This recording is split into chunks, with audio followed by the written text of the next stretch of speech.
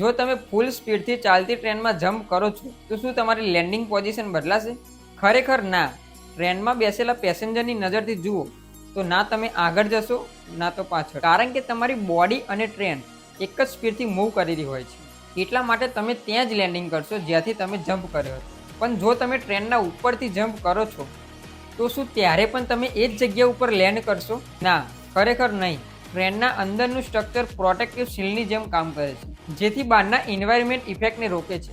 જેવા જ તમે છત ઉપર હશો, ઝડપથી આગળ વધતી ટ્રેનના લીધે એક પાવરફુલ એર રેઝિસ્ટન્સથી ટકરાશો, અને જો તમે આ હાલતમાં જમ્પ કરો છો તો એર રેઝિસ્ટન્ટ તમને ધીમા કરી દેશે, પણ ટ્રેન તો ફૂલ સ્પીડથી જ ચાલતી રહેશે. રિઝલ્ટ, તમે પાછળ પડી જશો. હકીકતમાં આટલા ફૂલ પવનમાં ઊભી રહેવું જ મુશ્કેલી બની જાય છે.